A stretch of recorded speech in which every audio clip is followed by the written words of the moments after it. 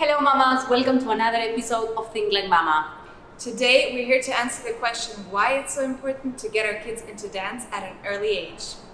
It's our very first offset interview with Melodica Music Center. We are super excited. Come follow us, let's get into it.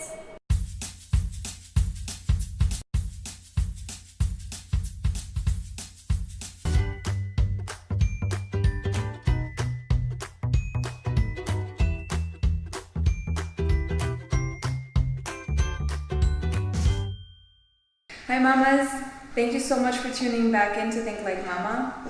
Today we're here with Mama Shannon. She's a dance instructor, she's a fitness person, and she's gonna answer the question of why it is so important to bring our kids into sports, movement, music, dance at an early stage. Hello Shan, how are you? I'm good, thank you. So tell us a little bit about yourself, the history about you being a professional dancer, how long you've been here. We want to hear more.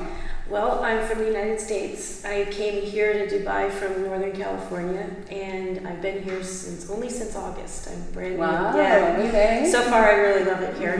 Mm-hmm. I've been a dancer since I was 3 years old. My mother took me to see Peter Pan and Tinkerbell and Toe Shoes, and I was all done. That's a good way to start off. Yeah, and so I've studied all my life. I started performing very young. At this point, I think I've done every role in the Nutcracker. From beginning to Wow, that's impressive. I danced in New England, in the Boston area. I also danced in the Midwest, around Chicago. Spent a lot of time in Southern California dancing there as well. I've done not only ballet, but modern dance and jazz and belly dance and pretty much anything anybody would let me do. Awesome. Yeah. Awesome. And I've been teaching for probably close to 20 years now. Wow. You're a mom of two, correct? Yes, 15 and 18. Very cool. So how's that age going? 18 is tough. You know, the second round of puberty is harder than the first round. Oh no. Warn you both. Yeah, you still have some years to experience. Oh my gosh, I've apologized to my mother so many times. Now we understand. So what made you focus on teaching young kids specifically? I enjoy those light bulb moments, you know, when it all comes together and all of a sudden things start to make sense. Yeah. And for my own self, I enjoy it, and I really love seeing it in other people. I love the idea that children learn their own body awareness, and they learn how to connect their brains to their bodies and how to move with confidence. And then also the younger a student learns about dance and movement, the more connected they'll be to it as an adult. Yeah. Even if they, so few people go on to be professional dancers. That's just, reality. It's not an easy career. But someone who danced as a young person is going to be supportive of the arts in their own life, either as an audience member financially, or it might lead them into a career that they might have never thought of before. There are lots of ex-dancers who end up as personal trainers, or who end up as physical therapists, or even psychologists, or anything. And their experience with dance brings them into something they would have never ever thought of doing otherwise. And then they always stay connected and good art supporters, and we need those. Even more than participators, we need supporters, especially in my experience in the U.S., where support for the arts is down and down and down and down. It was very important to me to find ways to keep it alive as best as I could. And I love kids. They're just so much fun. I enjoy teaching them so much, and they have so much to give. My little girls come in and they hug me and they love me, and I had one call me her ballet bunny. So sweet. Yeah, so I just enjoy children a lot as well. Yeah. And actually, she's super right. The moment I came into the studio, first thing I did, get on the bar. I used to dance when I was little. I was in ballet class for years, so you never lose touch. You never lose that element of movement. Many of my adult students were the same. They danced when they were children and then started up again just because they missed having that in their lives. Yeah. Our little ones have a lot of energy sometimes. And I do believe that dance is a way to release that energy, to allow them to express themselves. Yeah. Which other benefits do you see for children? Well, students who are dancers are better students all the way around. They are able to focus better. Mm-hmm. They understand the idea of working towards something and not having immediate gratification. Very important. Very important, yes. Yeah. Brain development of dancers is different. They are able to change direction more easily, both physically and mentally. Mm-hmm. There are some studies out of Helsinki right now that are showing that dancers' brains actually react to changes in music and other situations faster. And even before they're consciously aware of the change, their brains will have anticipated it and are able to. Dancers memorize things more quickly. Okay. We have to learn new combinations every single class. Within 10 seconds, you have to remember it and be able to do it. We call that tracking. And that's so important. And then there are, when the brain learns a new task, it makes new neurons inside the brain. And generally, yes, and usually when you form a new neural pathway, it's a single use. It only fires when you do that one task. However, when you make a new pathway with aerobic exercise, those become multi-use neurons. So they fire for that specific task, and then they'll also fire for other tasks as well. So a dancer's or a mover's brain, especially any kind of aerobic movement, will make for a more flexible brain that learns faster and in many different ways. And then there are studies that show that you can build more neural pathways as well when you use exercises that cross over the midline of the body. Okay. So rational versus exactly. So it's hard to even catalog how many benefits there really are. It's amazing. And mostly just that you're able to understand things better and be more rational about things. And then you're, of course, connected to the creativity as well. You respond to music in different ways. And then we're into, again, appreciating it and keeping it part of your life. And music is math. And if you get that physical relationship between music and the numbers of it, it's another level of understanding as well. And then dancers have an innate understanding of physics. We have to understand how physics works in order to stand upright and be able to do it on one foot and do multiple turns. So there's a whole there's a whole aspect of dance and physics that's really, really exciting and interesting as well. The inner benefits, no, that it brings as a person. I was also a dancer when I was little. What stays with me throughout my whole life as an adult now is the confidence as well. Exactly. Yes, you have a presence. Yes, it's beautiful. You know, I agree.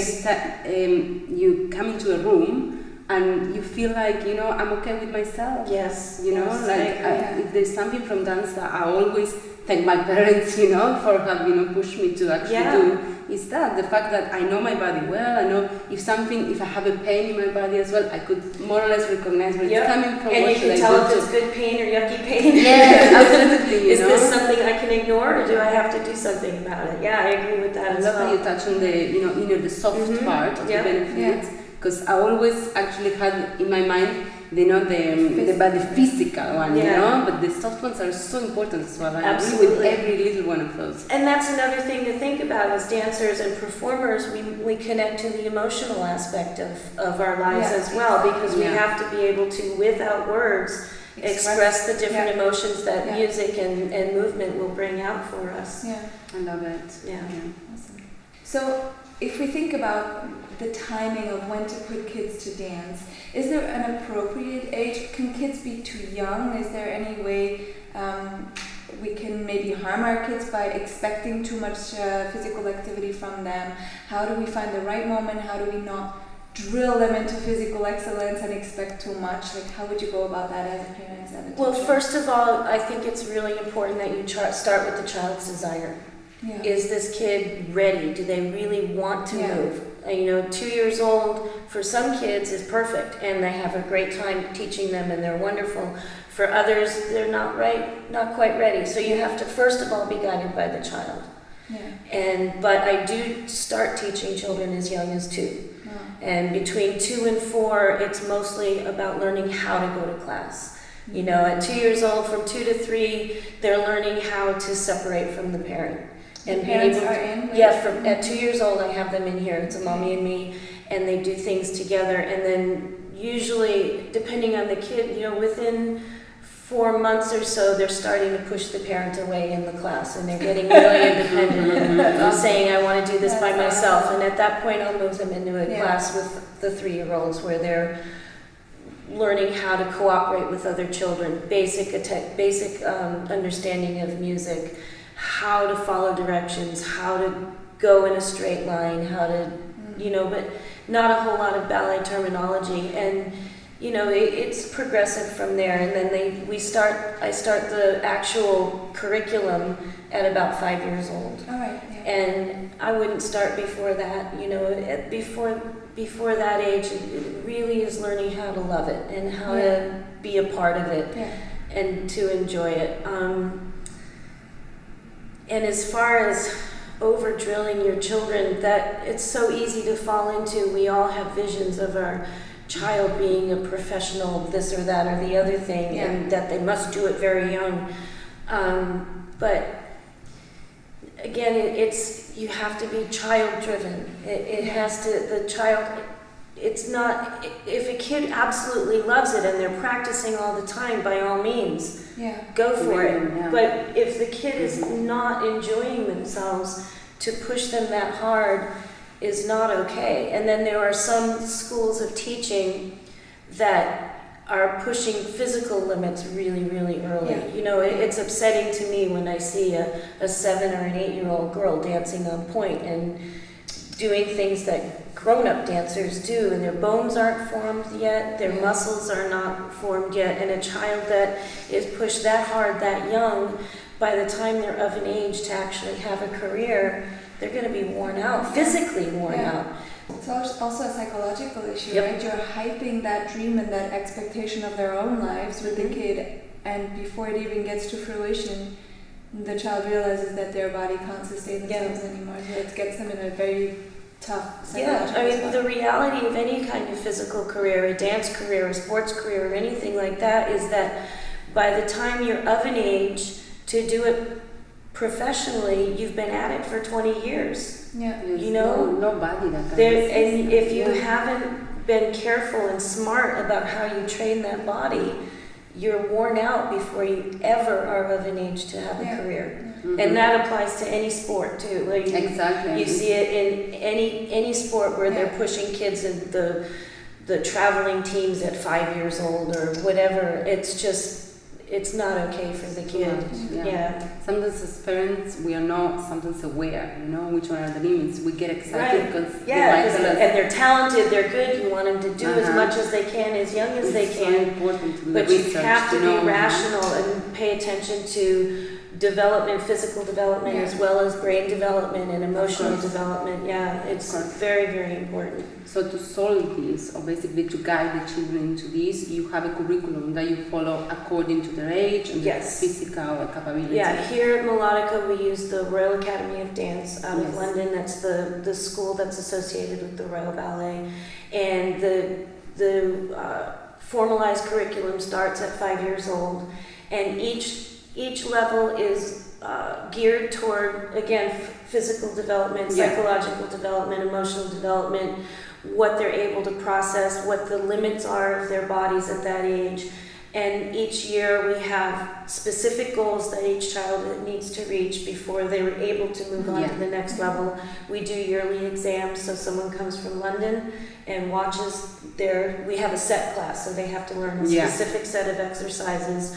And a teacher, an examiner comes from London, and they mark off If they met that goal, if they met that Team, goal, yeah. and it works really well. Yeah. I can imagine. Yeah. Also for the child, imagine. Yes, passing an exactly. exam. Oh my We God. just finished our exams, and I was so proud of my girls. I can imagine. Yeah, it was Well, you as a wonderful. teacher, it's more rewarding. It was I know exciting. that feeling. Yeah, and they were so happy. They were nervous, but then they were really, really excited too, and they all came out with big smiles. I And can imagine. yeah, I'm really proud of them, and now I'm looking at moving some of them on and getting excited about teaching them new things. It's been a great experience. Yeah. And I think you're really, in that case, the advocate for these children, and Yeah. like it's your role to tell the parents this way or that way because of your experience and because of what this school represents and the Yeah. kind of thought process that you guys teach with. And I think it's super important that you defend those kids and that you take the space of these kids and say,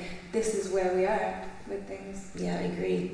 For those kids that are thinking into, should I become a dancer, what kind of sports should I get into, do you think there is any type of dance that you would recommend would be the first one that they start with? That is an interesting question. Personally, philosophically, I believe that ballet is the best place to start, aside from the fact that I love ballet. No. I think it's foundational movement, and a dancer who learns to do ballet first can make lateral movements to other types of dance much more easily than someone who starts with, say, hip-hop or jazz or something, just learning the language of dance and the language of our bodies and how they work. However, for children, they a lot of times don't like the music that comes with ballet. So then a lot of kids maybe want to start with hip hop because it's current and it's music they're familiar with and it's movement they see on TV and in music videos and things like that. And hip hop is fun. I love hip hop. But that being given, a dancer who is going to go on and have dance be their main thing, if hip hop is where they start, I believe that they should also be learning classical ballet or some sort of classical technique. It is, it really is, and you can avoid injury more easily. There's all kinds of things that come with knowing the other types of dance as well as street dance is what we call it. And even a lot of hip-hop dancers that you talk to will acknowledge that having that knowledge and that control. You can watch a dancer who has done only hip-hop and then next to a dancer that does other kinds of dance and doing the same exact hip-hop movement, the quality of movement is entirely different and much better, my opinion, but you can see that they're more better put together. What do you mean? And it's like music. I believe that most musicians should start with piano because you get so much music theory and you understand the construction of music and how it works, and it's easier to make those lateral movements to other types of instruments. And it's the same with dance. The classics are where you should start. Yeah, I like that. With every art form, you always learn the great masters and the classic. Exactly, and then you learn your. Then you can break out and create a yellow square and call it art. Exactly. It's a very good way to actually guide parents into deciding as well, because we have so many options, especially here in Dubai, where activities are overflowing constantly. So I think thinking it from this perspective actually helps. And all of a sudden that reminds me that dancers are athletes and they are the athletes in my opinion, and people who do traditional sports benefit with ballet training. In the United States, in the off-season, basketball players and football players take ballet as part of their conditioning training. There are teams that require it.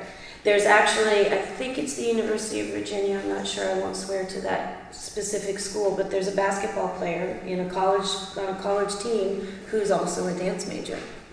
Awesome. Yes, I think that's very cool.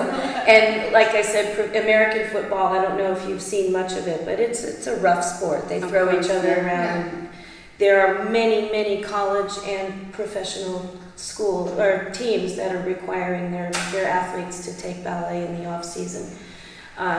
dance or ballet by its nature, since we work turned out, when you learn to control that, you can change direction much more easily physically and not hurting yourself. And so football players or other sports athletes that take dance training are able to, again, switch gears much more quickly without the anticipation, and that applies to everything. And the Chicago Lyric Opera Ballet, which is really exciting, they have every year, I think it's the Lyric Opera, it's one of the Chicago companies, they have every year their biggest fundraiser is the local professional team, the Chicago Bears. They come and do one performance where the football players fill in all the male roles, and it's their biggest fundraiser of the year. That brings me to a question, actually. Sometimes in society we are guilty as well of relating, ballet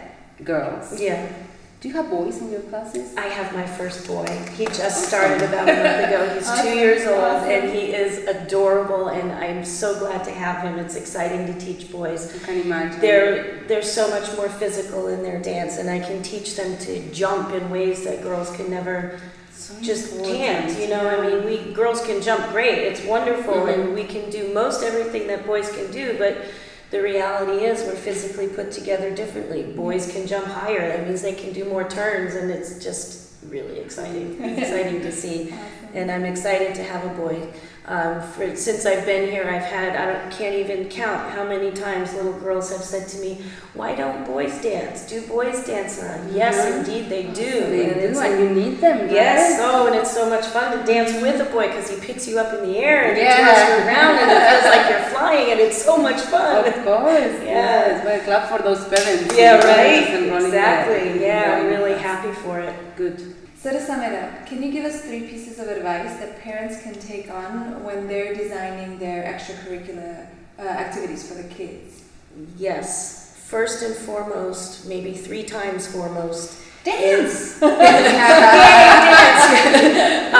what does the child love to do? Yeah. More than anything, is this something that the child is going to enjoy?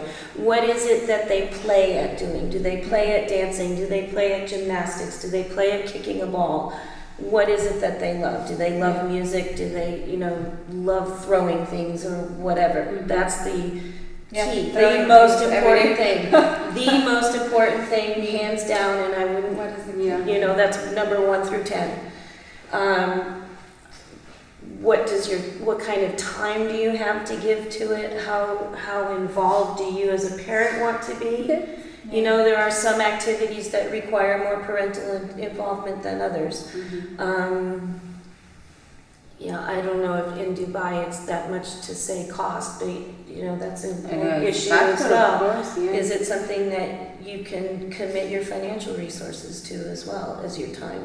And then as a parent, less important but still there is, what can you handle? Are you going to enjoy your child doing that thing? I don't know that should be much of a limiting factor, because your child needs to be the most important part of it all. But if it comes down to it and you don't enjoy your child and being involved in that activity, it's going to be hard to support the child being in that activity, And I think if you set them up on that path, and that's really what you're playing at, is like, if you get them interested and if they enjoy something and you hype up that aspect or that activity, to then not pull through and come through and on your commitment. For your own self to be excited for them and to be interested. That's heartbreaking to them if after 3 years of ballet you're telling them, sorry, but that's not a real thing. Exactly. Yeah. So it's difficult to say that has to be part of it, but it does. Yeah. And I would hate to think of a parent saying, no, you can't do that because I don't like it. Yeah. That has to be part of the consideration. Yeah. But it's tough to say, but it's true. No, absolutely. Yeah. I agree 100%. Yeah. It's a bit of a family kind of union that has to exist there, or at least even if you don't like it, to respect it. Yeah.